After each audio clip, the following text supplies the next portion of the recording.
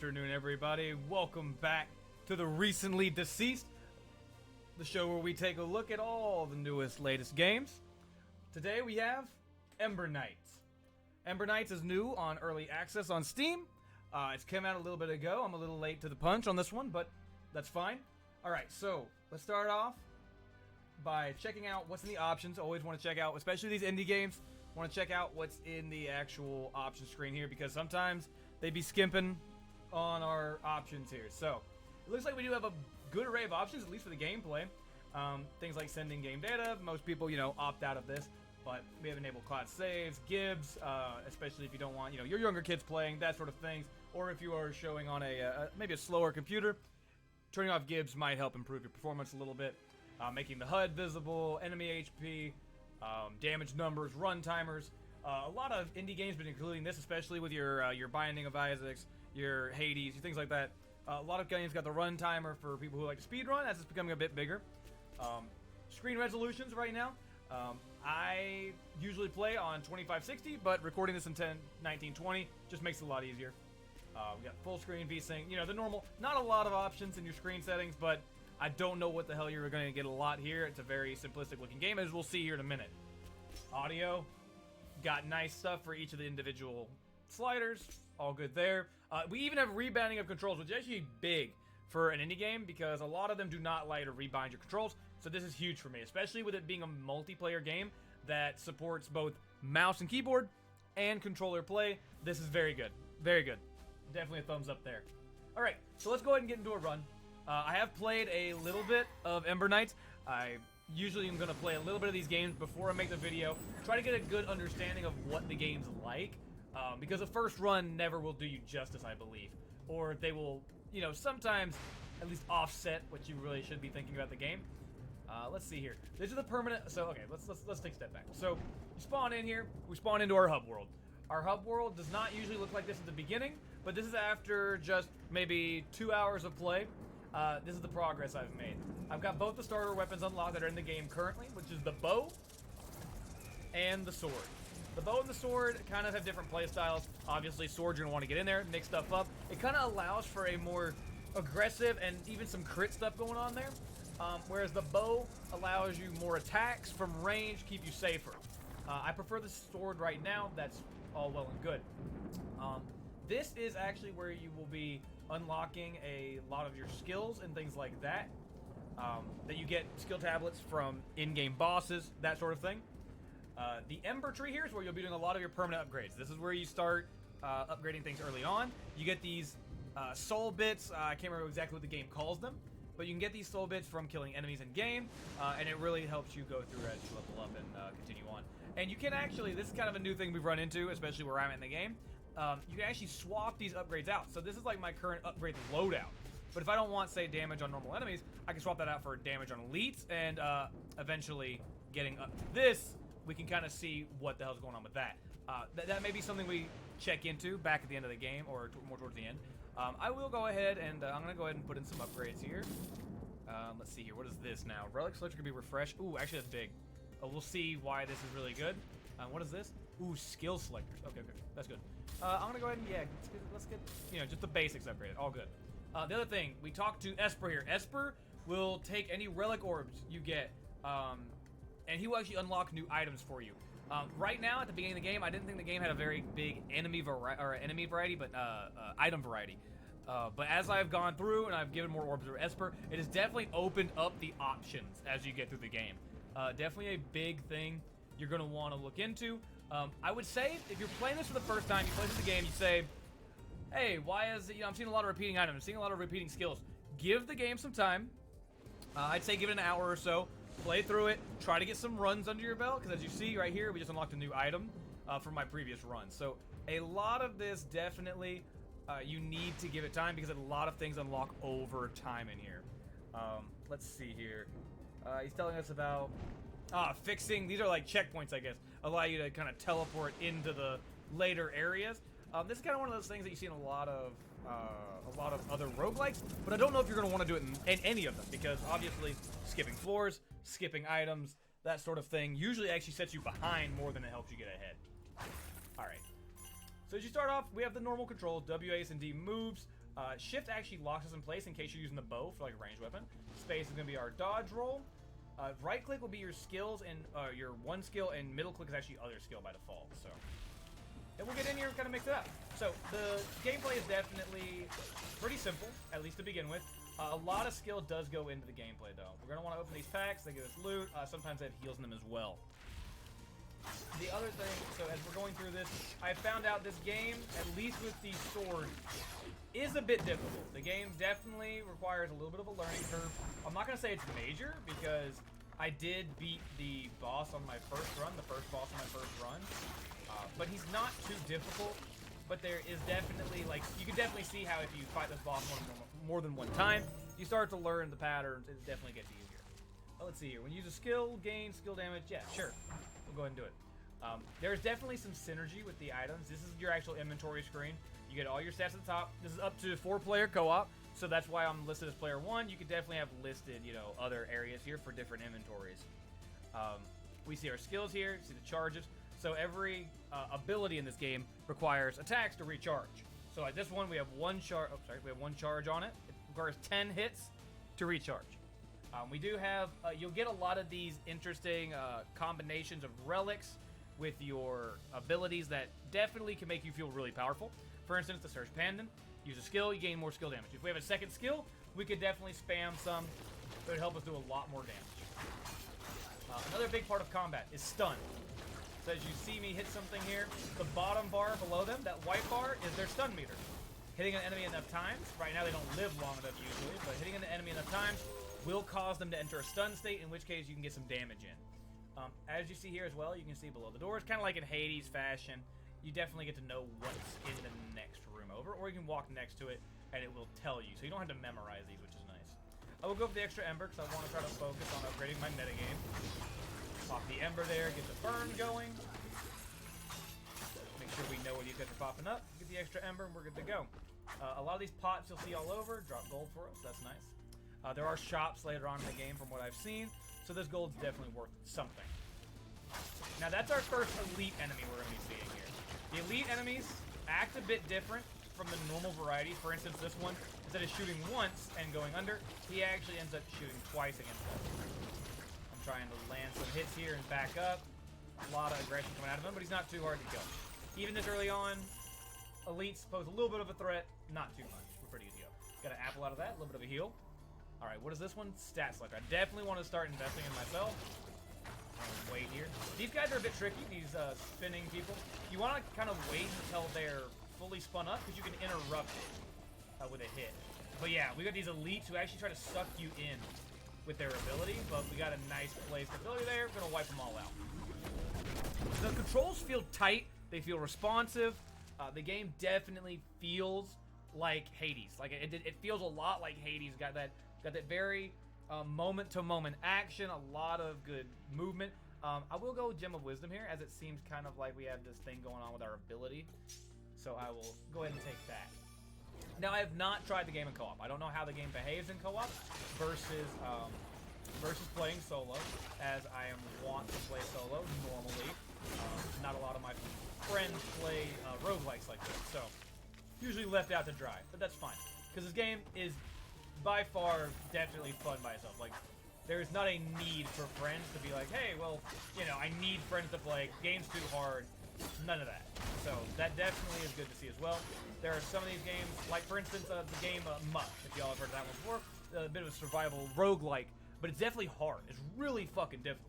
I believe that game is like way easier with friends, because I've convinced them to play that before. Ooh. Alright, we got our first mini boss, which is Plague Bear.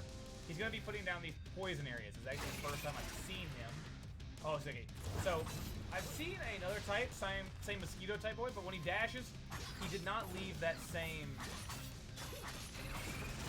poison trail like that. Okay, dodge both of those, get some more damage in. Oh shit, okay. Definitely got me on the backswing there. Okay, 1, 2, get some more damage in. Dash, let's go. Oh, double dash, he's pissed. Alright. Oh god, why did I say long? Okay, it's fine. 1, 2, there we go, perfect. Should be able to finish. There we go, awesome. That's our first mini boss kill. Good stuff. Pretty easy. pretty far from the course. You will find these definite mushrooms and stuff in these side boss, in these mini boss rooms. They give you a little bit of a pick-me-up. All right, this is our first shop. Pretty standard. The gold we've been earning, you can see in the bottom left, underneath my name. We can kind of look around. This is the first legendary relic I've seen. When you first use a skill in each room, cast War Cry, increasing the damage of all knights. That's sick. I would really like to have that. If I had taken the extra gold room earlier on, I probably could have afforded it. Whenever you take damage, conjure a lightning bolt. I don't like these ones off of damage.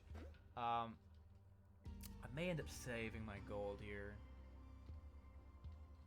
Ah, fuck it. You know what? We'll take it. We'll take it for the sake of showing off these relics, how they work. Although, I'm sure most people can guess how a relic that when you take damage something happens works, you know. Pretty sure y'all can manage that one. Alright, skill selector. I'm gonna start, you know, kind of powering through the game here. Kind of playing like I normally do when I'm not on camera. I've been slow up to this point. Kind of trying to make sure everything's understood as I go through. But now that, you know, I'm gonna assume you guys can kind of keep track, you know. I'm not gonna assume that y'all need me to slow down and be taking it easy for the entire game. I probably will actually go the health fountain. I don't like doing this because you kind of skip out on stuff. But this is like a health fountain that you could probably, I assume you could separate that between multiple players if you were playing co-op. But it's definitely just a heal room there. Okay, easy stuff. I'm actually going to cast a tornado there, try to suck all these guys in. There we go. Big damage. But yeah, I've definitely seen with these guys, if you get them during the startup, you don't interrupt them during their cyclone. You want to hit them after, get that little bit of DPS in. But like I said, this is definitely supposed to be more of a review series about the way that these, you know, how these games are. There's been a lot of garbage coming out on Steam lately, I won't lie. So I want to help pick through the bad. Because right now, I think it's very hard to find a game that you don't buy, pick up, think it looks awesome, and then you just fuck it and you're done, you know? Yeah, overloading necklace is good here, I think. With our, you know, got a little bit of a lightning synergy with a little bit of skill, so I'm gonna run it. But this is one of those games I definitely think if it receives consistent updates, I would like to see more item and more ability variety. And I would actually like to see more starting weapons. If we could get like some slower, maybe like two-handed weapon to start off with, maybe even like a mage class. Maybe make one that like it's a ranged like mage, like a staff that actually does less damage, but like contributes double to recharging your equipment, for instance.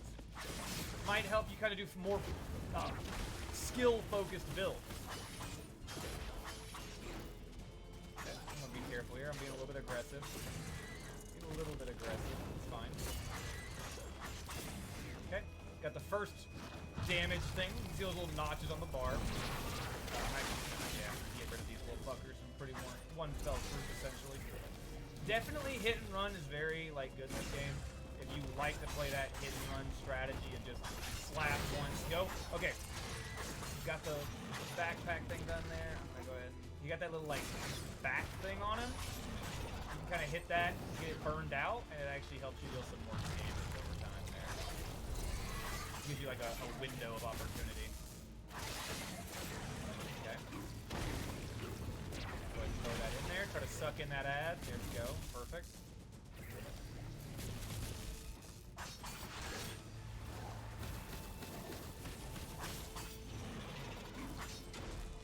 Okay. Awesome. You got that moment. And that's it. First boss over and done with. So, that's what I'm saying. The first boss definitely seems like it might have a little bit of a learning curve. He's tanky. He's got a lot of mechanics as far as like the different stages that he goes through. It's pretty simple, but it definitely can, you know, catch a newer player off guard. They also do have these kind of like in, say, Dead Cells, where you are encouraged to go quickly. Like, that's why I said at the beginning when I took it slower, it's definitely going to... It definitely will hinder me a little bit because of things like that. But it's fine. They're not mandatory. Usually they're just some more like Ember things to help you progress in the game quicker. But if you're just starting out and you're confident that you can, you know, get in there and get this shit done quick, I think you'll definitely reap the rewards. That's another thing that the game does really well that I think a lot of games struggle with, and that is player feedback. Like the encouragement that I'm hitting hard. You know, I've taken damage.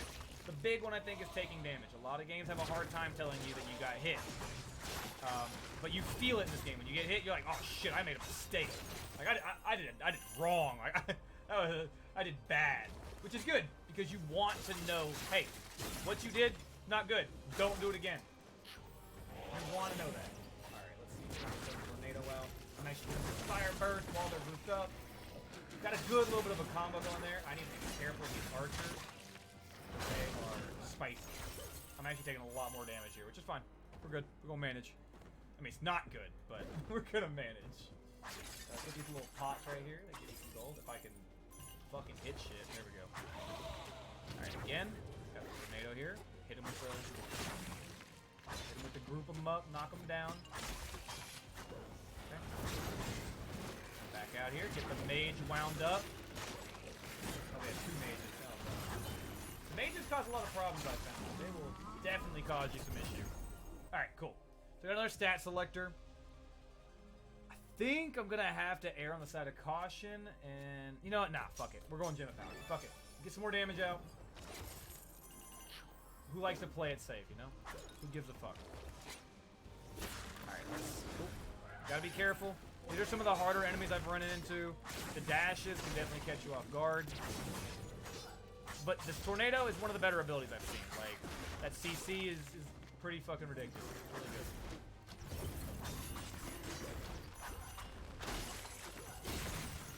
Ooh. All good. We got it. We got it. Get all the gold.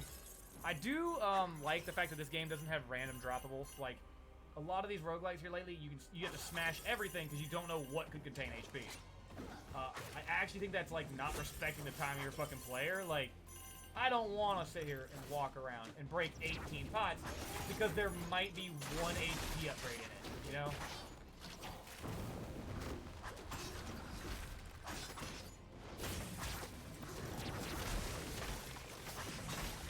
Awesome.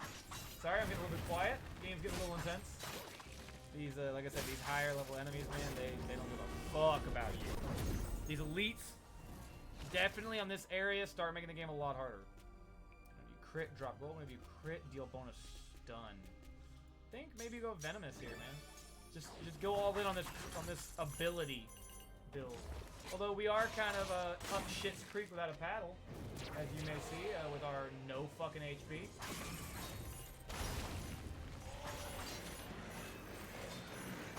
It's fine though. We're Gucci.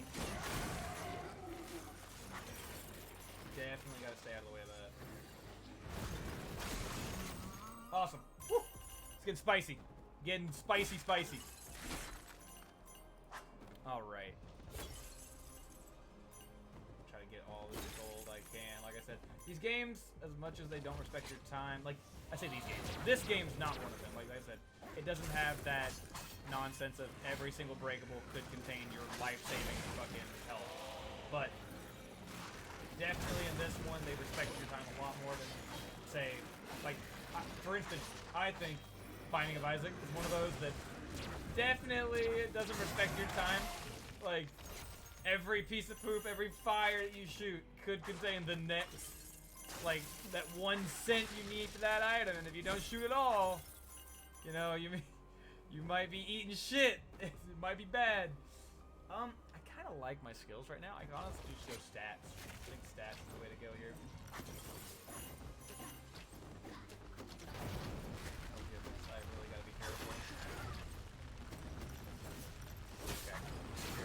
Fine. Woo.